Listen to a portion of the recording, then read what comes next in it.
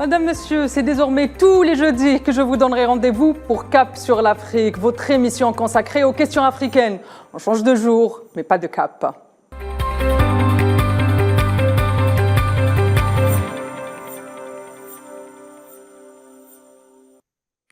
Pris en tenaille durant plusieurs décennies entre ingérence étrangère, défaillance économique, politique, des régimes relais, mais aussi d'un abcès sécuritaire qui vient se greffer à une situation déjà complexe où se mêlent jeux et enjeux internationaux, reconfigurant de fait la géopolitique de l'ensemble du Sahel. Mais depuis 2 ans, l'échiquier géopolitique mondial bouge et dans ce sillage, l'Afrique entière repositionne son jeu et le Sahel n'est pas en reste. Les populations de la région ont décidé à en finir avec le néocolonialisme et l'impérialisme revendiquent une souveraineté totale de leurs pays respectifs, sur le plan sécuritaire, énergétique et même culturel, remettant à l'ordre du jour des questions durant très longtemps reléguées au deuxième plan, notamment celles des langues nationales. Et les forces étrangères en présence qui ont un nom du tout sécuritaire ont plongé le Sahel dans la pire période de son histoire, sur fond de gros enjeux énergétiques et économiques, sont elles aussi dans la ligne de mire des populations sahéliennes et des panafricains.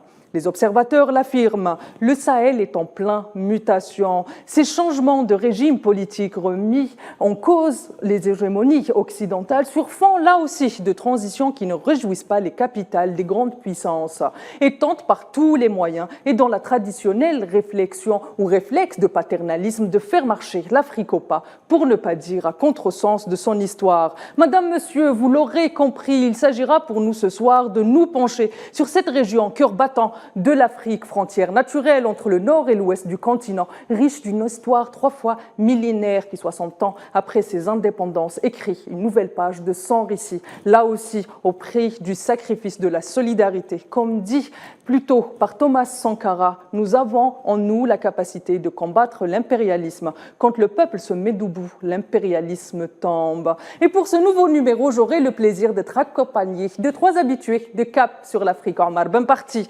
analyste politique, Gamel Abina, observateur des questions internationales, et Jonathan Batangan, spécialiste en géopolitique de l'Afrique. Messieurs, bonsoir. Merci d'avoir accepté mon invitation. Bonsoir. Et avant d'entamer ce débat ou cette émission, il me semble qu'un point historique est important et je commence avec vous. Gamel, géographiquement, c'est quoi le Sahel? D'où vient ce nom, par exemple? Alors, ça vient d'un nom, c'est de l'arabe, ça veut dire côte ou ça veut dire la côte en particulier ou le bord de mer, on dira. Et c'est une région géographique qui est très grande. Ça ne se réduit pas tellement à ce qu'on voit aujourd'hui parce que la bande sahélienne va de l'Afrique de l'Est à l'Afrique de l'Ouest.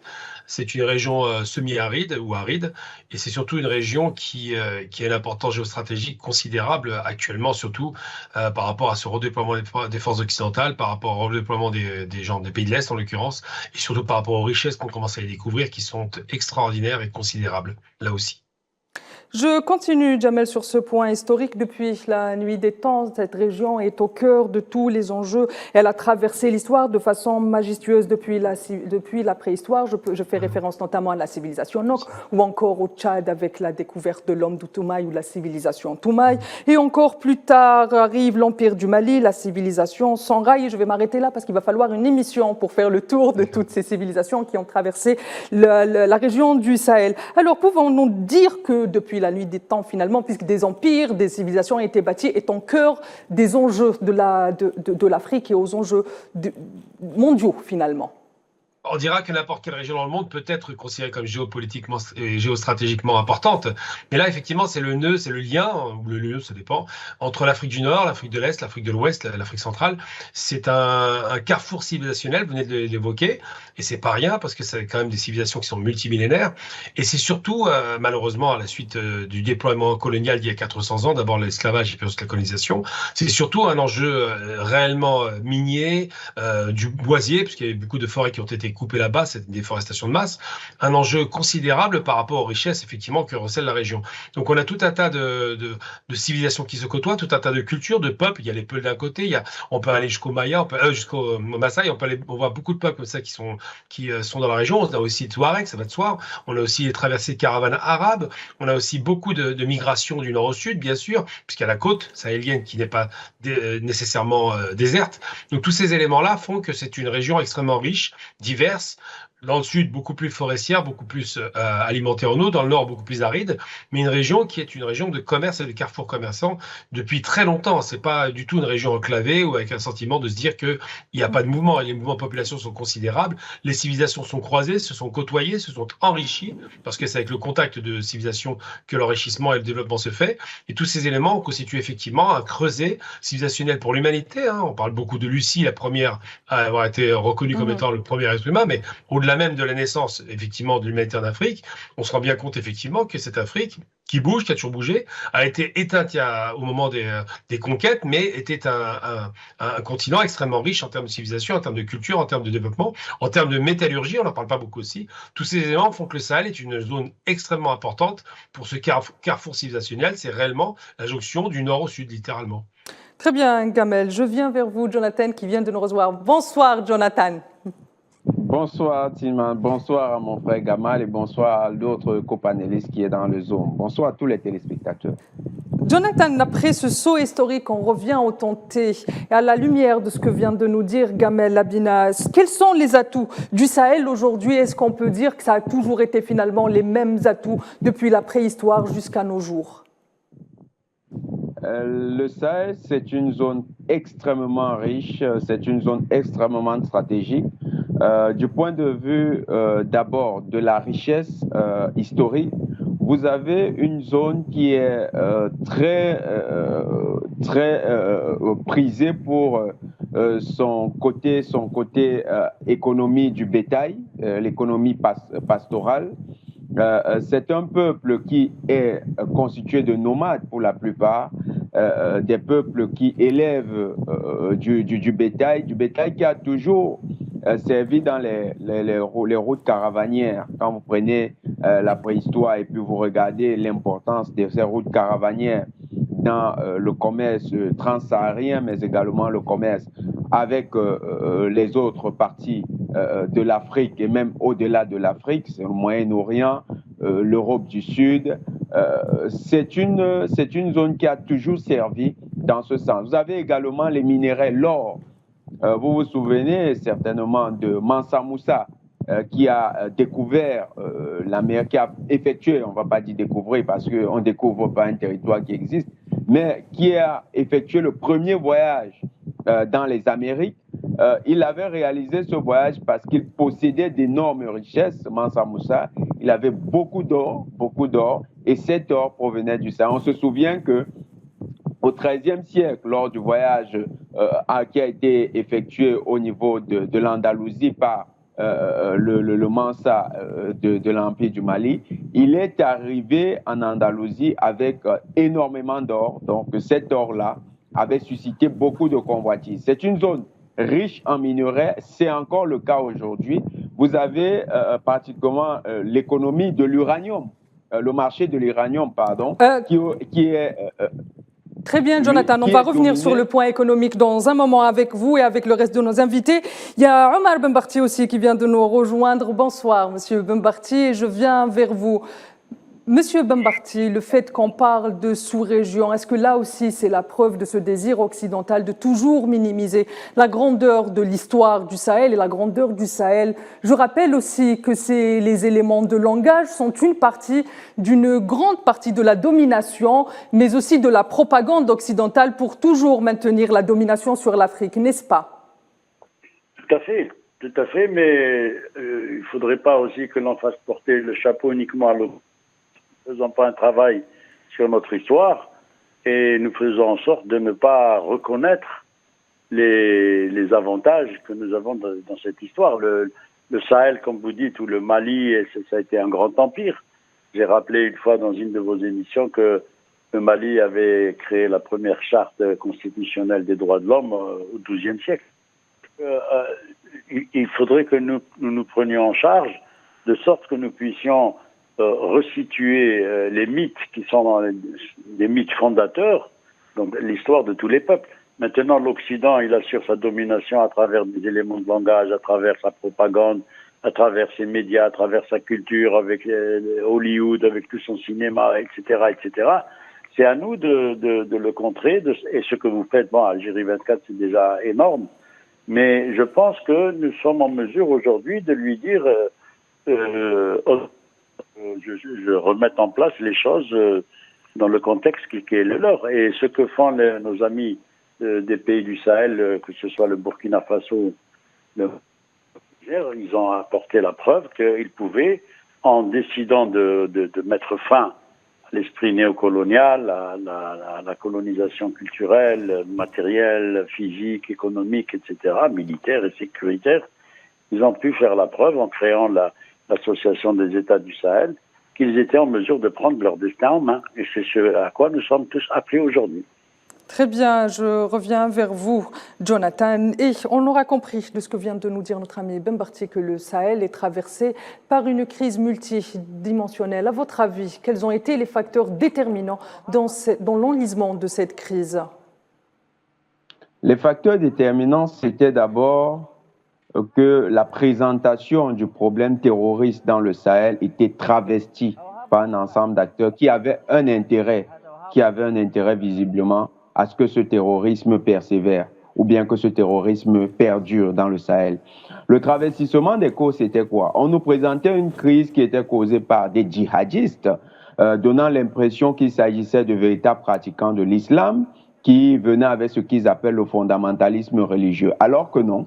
Quand vous regardez la sociologie des combattants de AQMI, pour la plupart, c'est des gens qui étaient alliés à des réseaux de trafic de drogue. Allez bien voir si des fondamentalistes religieux iraient faire le commerce de la drogue. On a par exemple ce fondamentaliste d'AQMI, Abdelkarim, qui a été retrouvé dans la réunion en Guinée-Bissau des trafiquants de drogue colombiens en 2010. Il y était allé participer pour le compte d'AQMI. Et c'est à partir de cette économie souterraine, cette économie illégale, que ces derniers ont financé une partie de leurs activités. Vous avez encore des pratiques comme les enlèvements. Quand vous regardez dans le nord du Mali, le Niger et ainsi que le Burkina Faso, dans les années 2012, lorsque naît le terrorisme dans la zone, c'est des personnes qui font des enlèvements et qui vont demander des rançons. Alors, allez bien voir si ça, c'est une pratique religieuse et encore plus une pratique qui serait encouragée par l'islam. C'était donc un travestissement de la cause qui visait à donner une identité légitime à ces acteurs. Et ceux qui avaient le plus intérêt nous ont amené des pseudo-analystes, des pseudo-spécialistes qui faisaient la propagande du terrorisme sous le couvert d'analyses objectives, d'analyses qui étaient tout à fait basées sur les faits, alors qu'il s'agissait d'imprimer dans l'idée et dans la conscience collective que les terroristes ont droit de citer. Il y a un autre mensonge qui a couru. On a dit que le Sahel était très pauvre et que c'était à cause de la pauvreté, de la malgouvernance que les terroristes s'étaient installés dans la zone. La réalité est tout autre. La réalité est qu'il s'agit de pays qui sont pillés par le néocolonialisme français surtout, et qui ont vécu un système illégitime parce que les dirigeants étaient choisis depuis la France et ces dirigeants avaient pour principal rôle de défendre les intérêts de la France et donc de ne pas se préoccuper de véritables questions qui portent sur l'intérêt collectif des peuples. Et donc, justement, Jonathan, les populations de cette région estiment que la présence des puissances étrangères via leur tout sécuritaire a exacerbé cet abcès sécuritaire. Qu'en pensez-vous? C'est une réalité parce que ça a participé d'une nouvelle réorganisation du pillage que nous étions en train d'expliquer dans la zone. Au lieu que de continuer à utiliser leur larbin, ce que nous appelons leur larbin, c'est-à-dire leurs représentants à la tête des États, ces États ont décidé de recoloniser le Sahel totalement. Il faut se dire une date, 2004, on a découvert en Irak un colonel de l'armée américaine qui avait une carte du Moyen-Orient et une carte du Sahel, avec une recomposition des États. Ils avaient découpé les États en micro-États. Et dans le cadre du Sahel, il fallait créer une zone de non-droit qui devait être une zone contrôlée par des forces internationales. C'était cette zone que vous voyez occupée par les terroristes qui étaient fabriqués par Paris. Aujourd'hui, il y a les preuves que c'est effectivement Paris et Washington qui étaient derrière les terroristes. Et ces terroristes devaient justifier l'arrivée des forces internationales. Ces forces internationales, c'était par exemple Barkhane, qui en 2012, quand ils arrivent, n'ont pas un mandat qui leur permet d'installer des bases militaires sur le sol malien.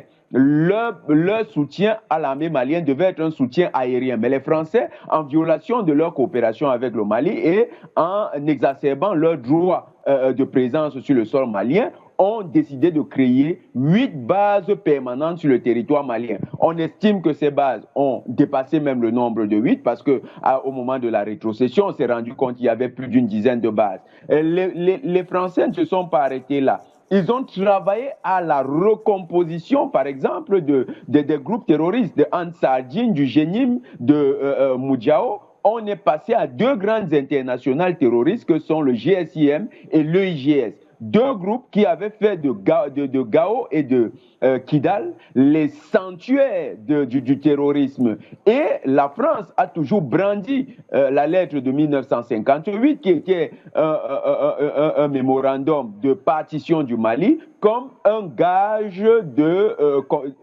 de sécurisation de ces terroristes contre l'État du Mali. Le Mali avait donc, les populations maliennes avaient donc raison de croire que ces forces étrangères n'étaient pas là pour les sécuriser. D'ailleurs, quand les exactions terroristes étaient perpétrées avec la découverte du charnier à Kidal il y a quelque temps, les forces étrangères, que ce soit la MINUSMA ou bien Barkhane, n'ont jamais dénoncé ces massacres. Il faut préciser que quand les terroristes s'installaient dans les villes, les terroristes s'arrangeaient d'abord à exécuter toutes les personnes qui leur posaient une certaine résistance. Et ces exécutions, qui étaient des exécutions sommaires extrajudiciaires, n'ont jamais été portées comme élément contre les terroristes dans les échanges avec les forces internationales.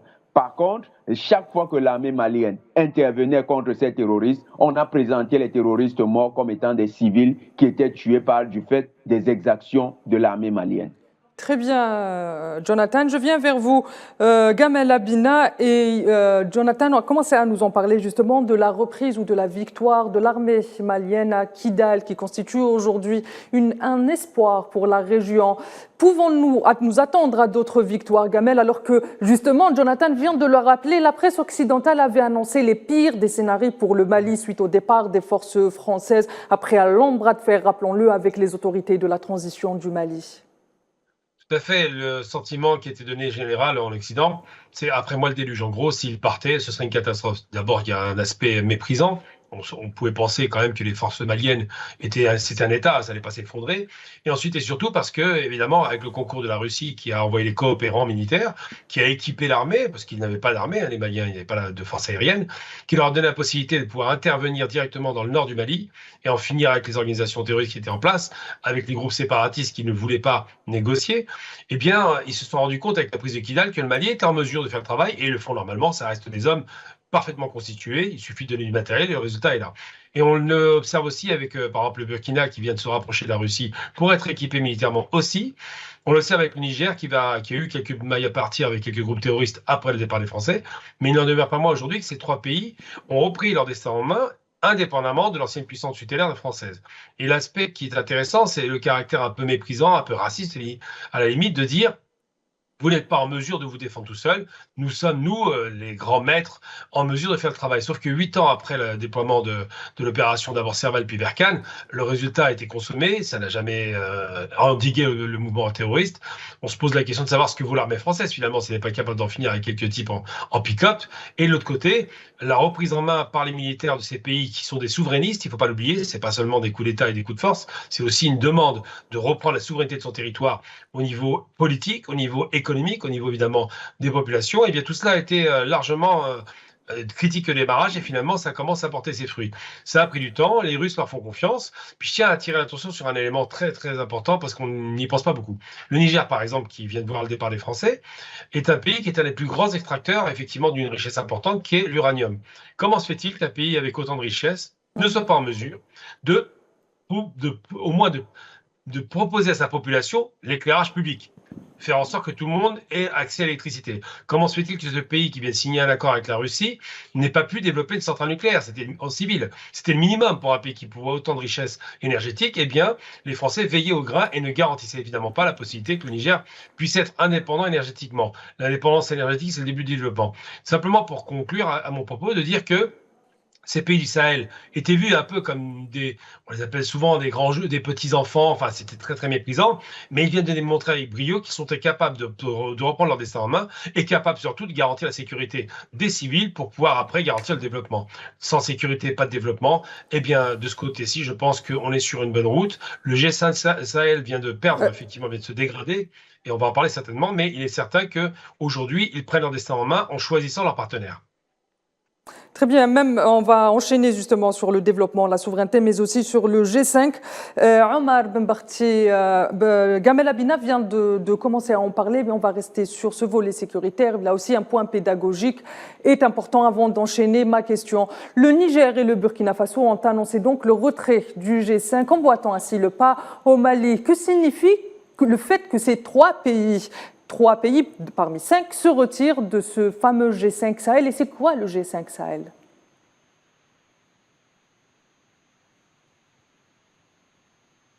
C'est-à-dire, je vais regrouper la République islamique de Mauritanie, le Tchad, le Niger, le Burkina Faso et le Mali, de sorte qu'ils combattent ensemble le terrorisme. Mais c'est une coquille vide qui n'a jamais fonctionné. Parce que ça a été piloté, bien entendu, par la France-Afrique. À partir du moment où les pays... Ah, l'électricité revient, Fiat Lux. À partir du moment où les pays comme le Mali, qui est la locomotive de ce qui se passe actuellement dans le Sahel, le Mali, le Burkina Faso et le Niger reprennent en main leur souveraineté, il est évident que cette coquille vide qui s'appelait le G5 Sahel, qui n'est strictement à rien, vole en éclats. Et donc, les deux pays qui restent, la Mauritanie et le Tchad, se retrouvent une main devant, une main derrière. À partir de ce moment-là, donc, il n'y a plus de G5 Sahel, et cela va se remplacer par l'Association des États du Sahel, le traité qui a été, suite à l'initiative stratégique qui a été développée par ces trois pays, le traité de l'Association des États du Sahel, fait figurer les questions sécuritaires en tête de chapitre de leur action.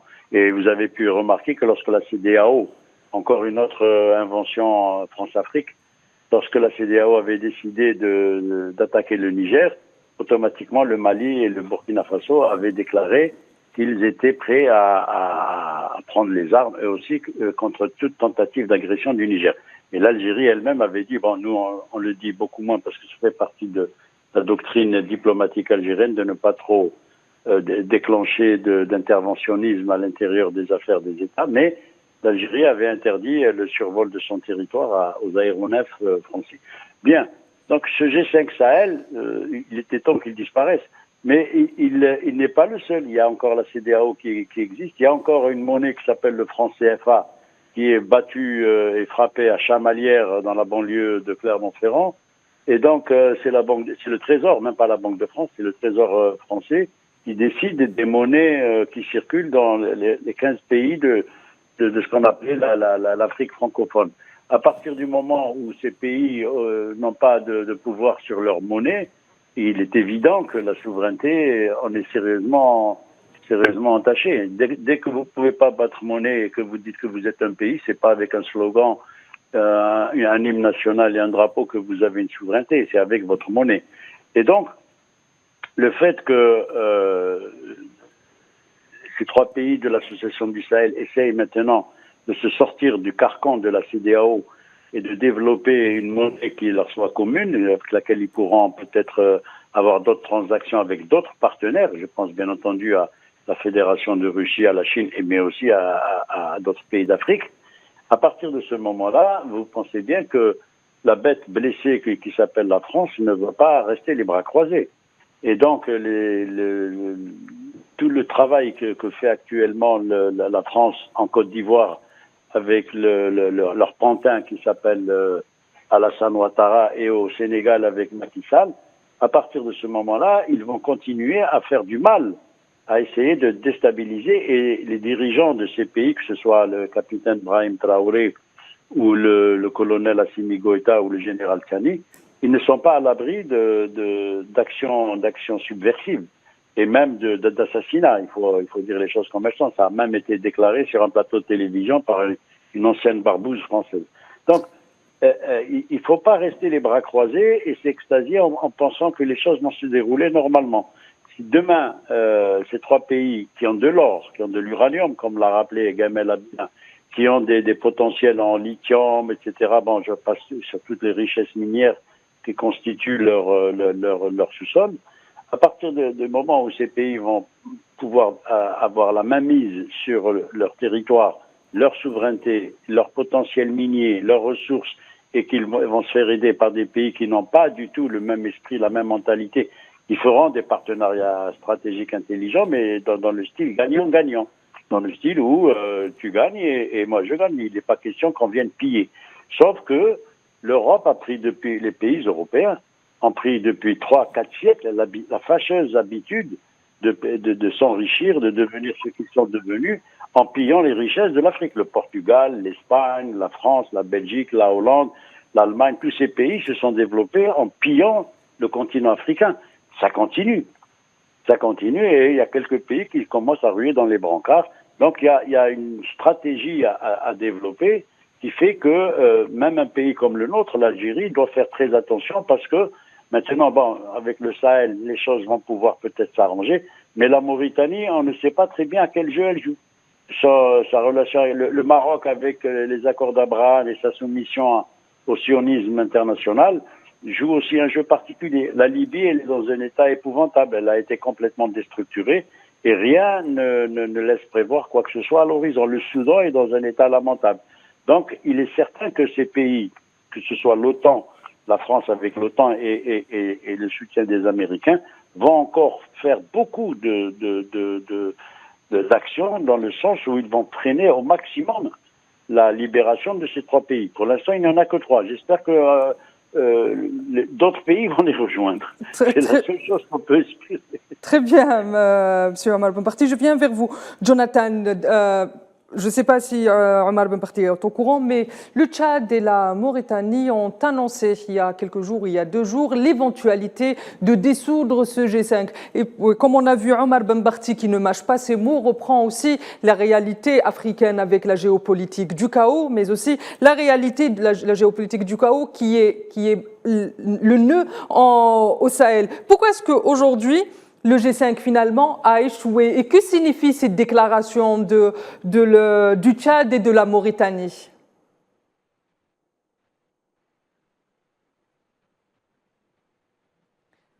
Jonathan, je vous disais donc, la Mauritanie et le Tchad ont annoncé une éventuelle dissolution du G5 Sahel. Que signifie cette annonce? Mais surtout, quelles sont les alternatives?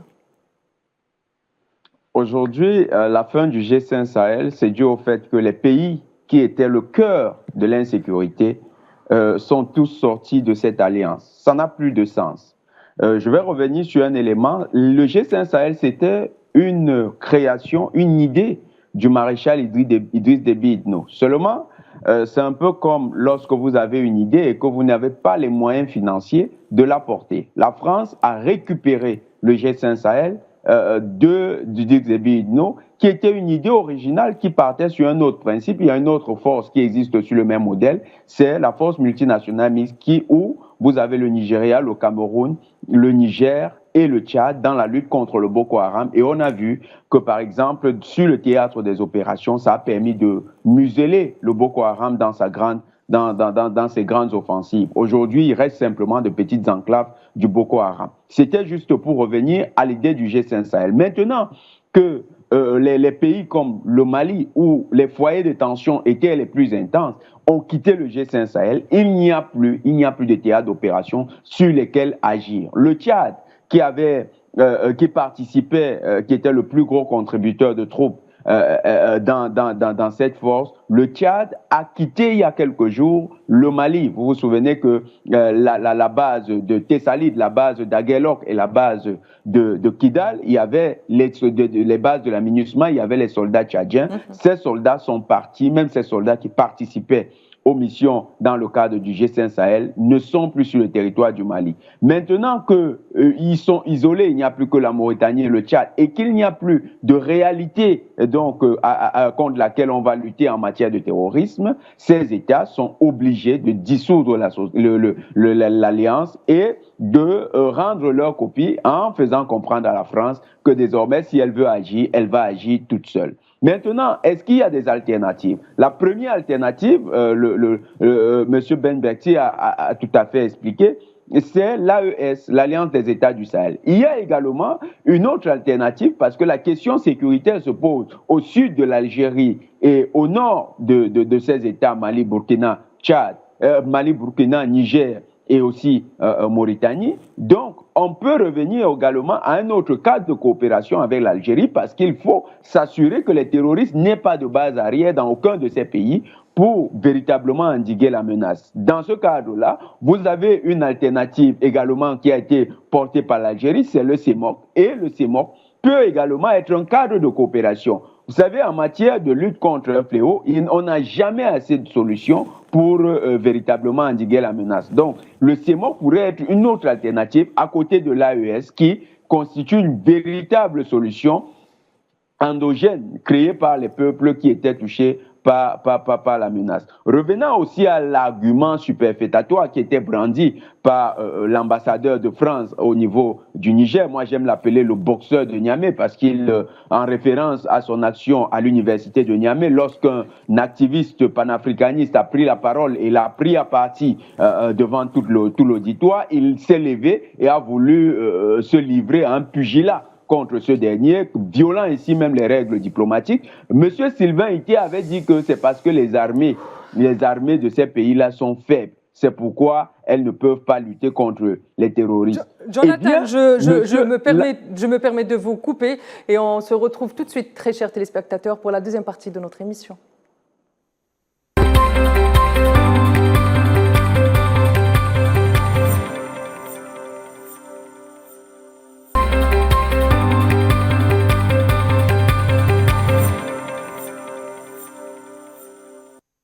Madame, monsieur, bienvenue sur le plateau de Cap sur l'Afrique. Et on continue avec Jonathan qui nous parlait justement des alternatives qui sont possibles aujourd'hui pour la question sécuritaire au Sahel. Oui, tout à fait. Et je vais terminer. Je veux juste dire que quand la France dit qu'ils étaient faibles, c'est la France qui formait ces États-là. Donc, ça veut dire qu'eux-mêmes reconnaissent que leur formation et leur partenariat avec ces armées étaient inutiles, elles n'étaient pas performantes, elles ne leur permettaient pas d'améliorer leurs compétences. Maintenant, revenons aux alternatives. Nous avons parlé de l'AES, nous avons parlé du CEMOC. Il y a également la coopération avec la Fédération de Russie. Tout à l'heure, mon frère Gamal Abina a très bien précisé que les Russes ont aidé dans la libération des grandes villes avec l'armée malienne. Et les Russes aujourd'hui, vous avez vu, il y a de cela 2 jours depuis le 6, une délégation russe est en train de visiter les grandes capitales de l'AES, c'est-à-dire Ouagadougou et Niamey, ainsi que Bamako, pour discuter de l'approfondissement de cette coopération. Le partenariat avec la Fédération de Russie a ceci d'avantageux que ce soit la CEMOC, que ce soit l'AES, la Fédération de Russie constitue une alternative en approvisionnement en logistique militaire, de telle sorte que l'on puisse avoir une puissance de feu supérieure à celle des terroristes. En plus, l'un des avantages de la coopération avec la Fédération de Russie dans le cas des deux alliances, c'est que la Fédération de Russie est très clairement engagée dans une lutte contre le monde multiple et le monde unipolaire et dans la promotion du monde multipolaire. Donc, avec les deux organisations, la coopération avec la Fédération de Russie n'est pas antinomique des objectifs recherchés, c'est-à-dire la lutte contre les terroristes et surtout la lutte contre les sponsors des terroristes qui sont principalement les puissances de l'OTAN, les puissances du monde unipolaire.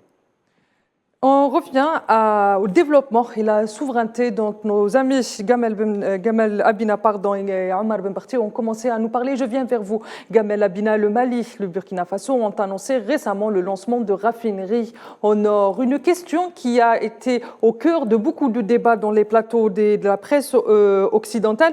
Pourquoi est-ce qu'aujourd'hui cette nationalisation fait grincer autant de dents, au même titre que d'ailleurs que la nationalisation des hydrocarbures algériens il y a près de 50 ans, on fait grincer beaucoup de dents. Pourquoi ? Simplement parce que déjà, on se rappelle que dans les années 50, en 53, si je ne me trompe pas, on avait un homme extraordinaire qui s'appelait le docteur Mossadegh en Iran, qui avait nationalisé les hydrocarbures, qui avait récupéré la richesse du pays iranien. Et ce qui s'est passé, c'est qu'on lui a fait un coup d'État. C'est la CIA qui était à la manœuvre. Donc c'est vrai que la question des hydrocarbures est importante dans la mesure, d'abord, c'est une richesse qui est nationale, qui est essentielle pour le développement. Et ensuite et surtout parce que l'Occident a cru qu'il était chez lui partout, parce qu'il a creusé 2-3 puits de pétrole, il a cru que ça lui appartenait. Et effectivement, il vendait des prix, le baril était vendu à un prix ridicule par rapport à ce qu'il valait réellement. Donc aujourd'hui, on est sur un retour du national. Ça ne veut pas dire du tout nationalisation, mais au moins sur les richesses minières du pays, c'est le minimum syndical. Les richesses doivent non pas appartenir à des privés, mais à l'État, ce qui est normal. Et si ça fait grincer les dents, on l'a vu à l'époque en Libye, c'est Kadhafi qui avait commencé le premier, les Algériens aussi. Immédiatement, il y a eu des crispations et des volontés, des velléités de guerrières. Alors, il se trouve qu'en 70, il y avait encore l'Union soviétique, donc la possibilité d'avoir un partenaire qui pouvait soutenir. Et aujourd'hui, on se retrouve dans une configuration qui ressemble un petit peu à cette guerre froide. Une Russie qui s'est redéployée et qui garantit quelque part un soutien logistique, militaire dans l'information, la possibilité de créer des différents corps d'armée structurés, ce qu'on va appeler un commandement interarmé, avec l'armée de l'air, l'armée de mer, quand il y a les mers, évidemment l'armée au sol. Enfin, tout cela permet de sécuriser et te permet effectivement, on arrive immédiatement sur ce second volet, une fois que la sécurité est retrouvée, de développer économiquement. Et on ne développe pas un pays avec des groupes privés qui privatisent les richesses du pays. Ça n'est pas possible. Il faut un développement équilibré avec les richesses minières qui sont considérable dans la région, avec donc une nationalisation de ces richesses. On parle aujourd'hui du pétrole, on parlera demain de l'or, évidemment, parce qu'aujourd'hui, c'est leur paillage à tous les étages, tout le monde y va de son pillage, mais il faut que ce soit réglementé. Et on va parler évidemment de l'uranium, le prix n'est pas fixé par les Nigériens. Donc tous ces éléments, effectivement, garantiraient, si ces pays retrouvent une souveraineté sur leurs richesses et la possibilité de développer d'autres axes de développement, d'autres mines peut-être à exploiter, d'autres gisements de richesses à pouvoir développer, eh bien ça leur permettrait effectivement, si c'est nationalisé, ça va de soi, de profiter à la population et de profiter au développement général du pays. Avec cet argent qui arrive, c'est un effet d'aubaine.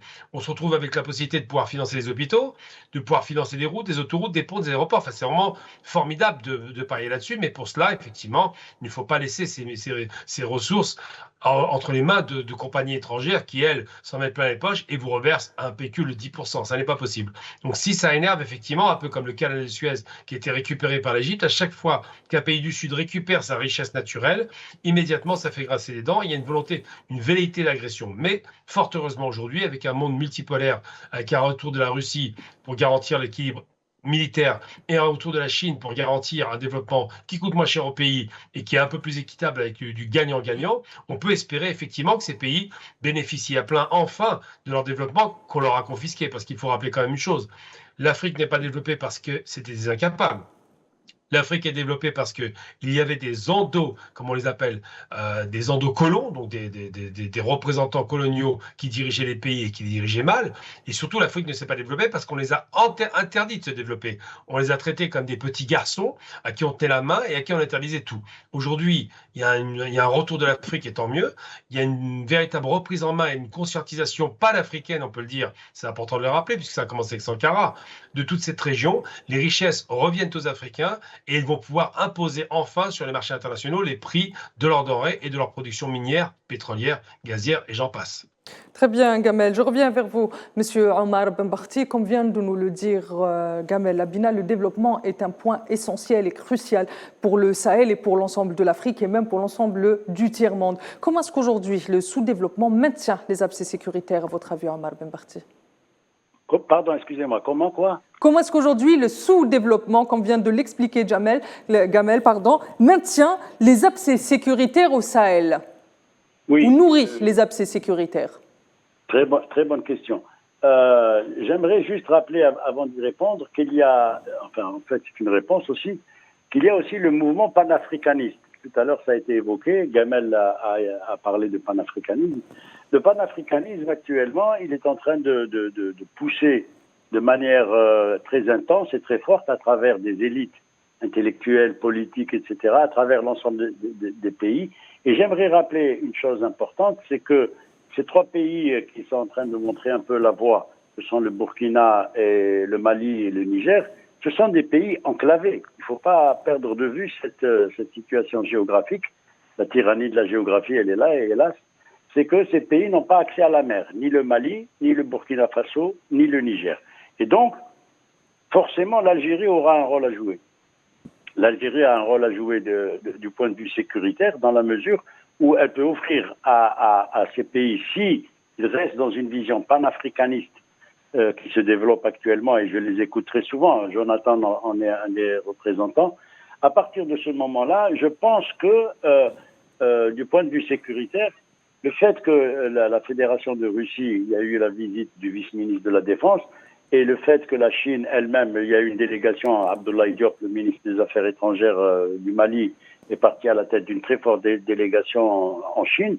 Ces deux pays-là qui sont pour une inversion de l'unipolarité dans laquelle les États-Unis nous ont plongé depuis la Deuxième Guerre mondiale, ces pays qui sont en train de se battre eux aussi à leur manière pour qu'il y ait de la multipolarité doivent être accompagnés dans cette vision avec le soutien d'autres pays.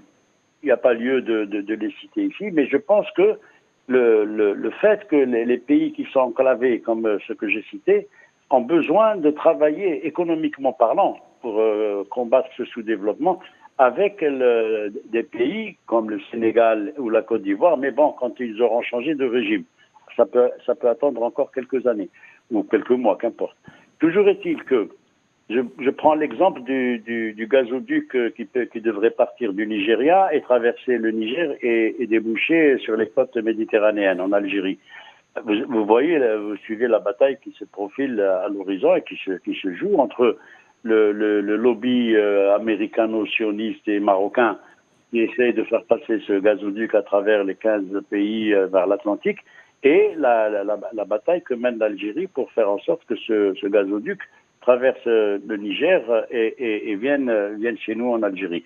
Mais toujours est-il que, du point de vue strictement économique, tout le monde sait pertinemment qu'il est plus intéressant et plus facile et plus économique de le faire à travers le Niger et le Nigeria, le Niger et l'Algérie que de le faire transiter par 15 pays qui vont s'amuser à chacun pomper ce qui lui revient. Donc, on voit que parfois les enjeux économiques sont étouffés par la vision politique ou politicienne de certains États qui veulent garder une mainmise sur ces pays-là. Et le volet sécuritaire est effectivement un volet éminent et très important.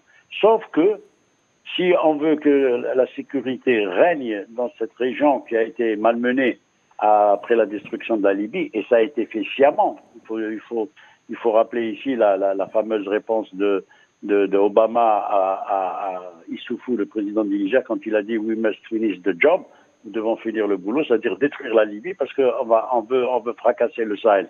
Donc à partir de ce moment-là, il y a une volonté panafricaniste qui doit se mettre en place, de sorte que l'on dépasse les enjeux égoïstes, que chaque pays puisse avoir une vision un peu plus globale d'abord de sa sécurité, mais aussi de son développement. Et partant de là, l'Algérie a un rôle éminent à jouer, parce qu'on parle du Sahel, c'est bien, mais quand on voit une carte de géographie, l'Algérie fait partie du Sahel. Si on voit la profondeur stratégique du Sahara algérien, c'est le Sahel, le Sahara algérien. À partir de ce moment-là, il est un acteur, l'Algérie devient un acteur incontournable. Sauf que certains panafricanistes, je ne dis pas tous, moi je les écoute très souvent, mais certains ont une vision fermée. Pour eux, le panafricanisme s'arrête au continent noir, qu'ils appellent eux. Ça sera un autre débat, Monsieur Benbarti, sur quel panafricanisme pour l'Afrique. Je passe directement vers Jonathan. Jonathan, Monsieur Benbarti vient de nous rappeler justement qu'il existe certains régimes relais qui essayent de faire des agendas d'intégration de l'Union africaine, des velléités d'expansionnisme, de l'impérialisme. Mais notre débat est aussi au centre du Sahel. Je fais référence au fait que le Burkina Faso, le Mali et encore le Mali ont décidé de hisser les langues nationales au rang de langue officielle en remplacement au français. D'ailleurs, bon nombre de pays de l'Afrique de l'Ouest maintiennent toujours le français comme étant une langue officielle. À ce titre, est-ce qu'on peut dire, et comme l'a rappelé Gamel Abina aussi, il a fait un rappel très intéressant sur le fait qu'aujourd'hui l'Afrique se bat contre la domination coloniale et la domination néocoloniale qui n'est pas l'acceptation de la colonisation ou la colonisabilité du continent africain. À la lumière de ces éclairages, pouvez-vous nous dire aujourd'hui si finalement il existe tout un mécanisme pour maintenir l'Afrique en domination, qui passe aussi par la langue et la culture? On oublie souvent ce volet. Vous avez abordé un élément, par exemple, la coloniabilité, qui est une personnalité culturelle construite à partir de ce qu'on appelle la géolinguistique. La géolinguistique, c'est quoi? C'est l'utilisation géopolitique de la langue comme outil de colonisation. Et dans les projections de la France et même des puissances hégémoniques occidentales, vous avez la langue comme outil de domination dans ce qu'ils ont appelé le grand ensemble pour les anglo-saxons, le Commonwealth. Commonwealth, dans les années 1930, est piloté directement par la couronne britannique. Vous aimez, les anglo-saxons aiment se présenter comme étant les dispensateurs ou du moins les diffuseurs principaux de la démocratie libérale. Mais c'est la couronne britannique, une monarchie qui fait la promotion de la langue anglaise dans le monde. De l'autre côté, les Français, à partir de la fin des années 60, ont également créé leur part de mouvement qui est la francophonie. Ça veut dire que la langue est un outil de pouvoir, c'est un vecteur de diffusion de la connaissance, c'est un vecteur de diffusion, de structuration de la personnalité. Et quand vous regardez les plus grands défenseurs, ceux que nous affrontons sur le continent, ceux qui sont nos premiers adversaires, au-delà du colon, au-delà des puissances coloniales, c'est les intellectuels qui ont été formés dans les langues comme l'anglais et le français. Du côté, par exemple, vous parlez du gazoduc entre le Nigeria et l'Algérie. Quelle sera la première menace de ce gazoduc dans son tracé vers l'Algérie, qui est effectivement la solution la plus viable? Ce sera les intellectuels nigérians qui ont été adoubés dans la franc-maçonnerie au Nigeria. Ces derniers qui parlent anglais et qui se croient plus britanniques que les Britanniques vont vous poser le plus de problèmes. Ils vont dire que le meilleur tracé sera celui que leurs amis sionistes vont leur proposer. Du côté également du Burkina, du Niger, du Mali, les premiers opposants, c'est ces docteurs que nous panafricanistes, ironiquement, nous appelons docteurs en doctorat. Des gens qui se croient plus français que français et qui défendent les intérêts de la France à la place de la France sur le territoire, sur le territoire local. Eh bien, l'un des moyens de décoloniser sera d'utiliser également la géolinguistique. En ce moment, on utilise les langues locales comme élément de dépoussiérisation de la personnalité coloniale chez l'Africain. Et on utilise ces langues locales qui vont permettre, d'ailleurs il y a des études psychologiques qui ont montré que l'apprentissage de certaines disciplines complexes comme la mathématique, la physique, se fait mieux dans la langue d'origine d'un locuteur qu'en utilisant une langue d'emprunt. Donc, on aura des Africains qui vont mieux se réapproprier la science. Et si l'Africain se réapproprie mieux la science, je parle bien sûr de la personnalité sahélienne, lorsqu'elle va mieux se réapproprier la science, elle sera beaucoup plus compétitive dans le débat technologique. Vous savez que la science est la matrice de construction des savoirs savants qui prépare à la réappropriation des enjeux opérationnels qui sont la réappropriation technologique. Donc, il y aura une diffusion de la science plus forte dans cet espace, ce qui va les entraîner à plus de construction technologique en moyens propres. Et on sait que la technologie, ça ne demande pas forcément d'avoir le plus grand capital économique, contrairement à ce que l'Occident fait croire. On voit des Africains qui, avec très peu de moyens, vous construisent des véhicules, qui vous construisent des hélicoptères. On voit des expériences comme ça qui sont ça et là disséminées sur le continent et parfois réalisées par des autodidactes. Donc, lorsqu'il y aura une meilleure réappropriation de la science, vous allez voir que des mythes qui ont été vantés comme quoi l'Africain congénitalement incapable de développement technologique, ces mythes seront encore renversés et on va voir une Afrique qui va éclore. Et pour nous, panafricanistes, nous disons que le Liptako Gourma, parce que c'est l'appellation de ce cercle qui a été créé par les États de l'AES, le Liptako Gourma, c'est dans les 5 prochaines années la zone de prospérité économique la plus féconde sur le continent. C'est ce que les gens vont observer. Au départ, quand nous disions que ils allaient vaincre les terroristes, il y avait beaucoup de docteurs en doctorat, ces personnalités colonisées de l'intérieur dans leur personnalité.